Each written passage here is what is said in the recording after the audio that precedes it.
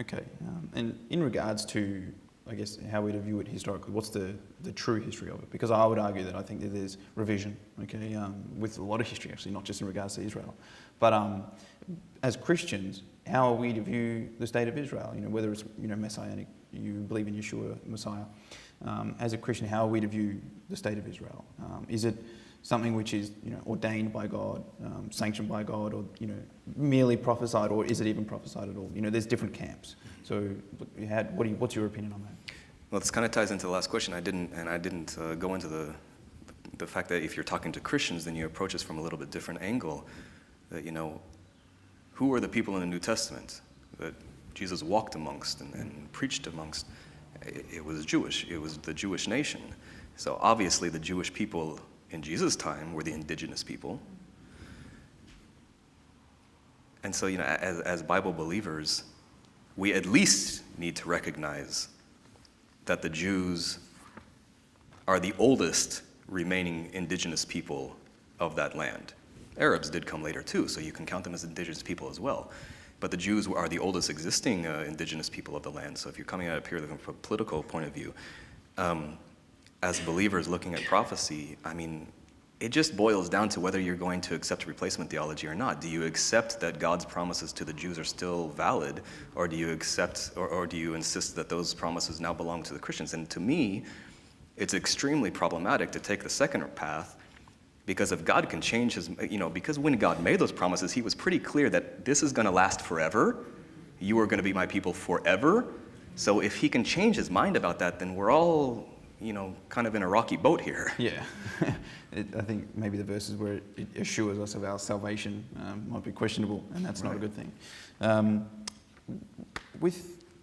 guess, and maybe there's another aspect of the question, does Israel, would you consider Israel as having favor with God, or, you know, let's say maybe a conditional or an unconditional support from God?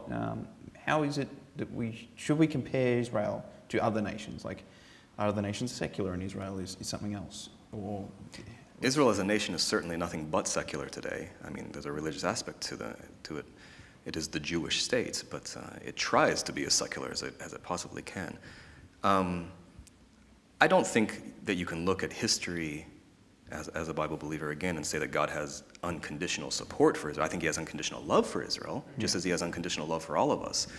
But that doesn't necessarily mean that his support in a political sense or in a national sense is unconditional, because obviously the Jewish people have been through tremendous punishment over the course of their history. At the same time, you can't look at the course of their history and see this tiny nation repeatedly invaded, repeatedly exiled, sent into a 2,000-year exile, and somehow surviving that and coming back. It's totally unprecedented. And in fact, it's probably impossible without God's hand playing a role in that.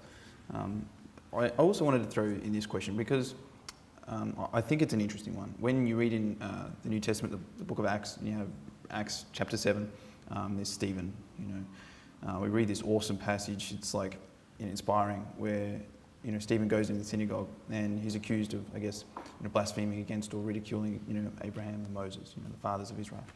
And he really just, how can you say, he really strongly condemns the religious leaders in the synagogue. And he calls them hypocrites, among other very strong words. You know, likens them to killing the prophets, you know, and so on. In light of that, like, does that inform us as Christians as how we ought to, I guess, perhaps uphold a biblical morality, especially within regards to Israel? I mean, I don't think we should be partial with our judgment, but does that present any kind of model as to how Christians should, you know, hold and uphold the Bible? Absolutely. I mean, even within our own congregations, I mean, if I see my own brother sinning, I'm going to confront him with that sin. At the same time, if we're talking about Israel and the way Christians are relating to Israel at present, you know, you're pointing out the speck in your brother's eye and ignoring the plank in your own. So, you kind of need a balance. But certainly there is a place for Christians who have come alongside Israel to, in brotherly love, admonish Israel when it comes to wrongdoing. Okay. And by the way, just to give you an example, there is a lot of that on the topic of abortion. Israel commits a lot of abortions every year, and in fact, it's used as a form of birth control by a lot of Israelis. And Christians have admonished Israel strongly over this and support pro-life movements in Israel in response to that. Okay.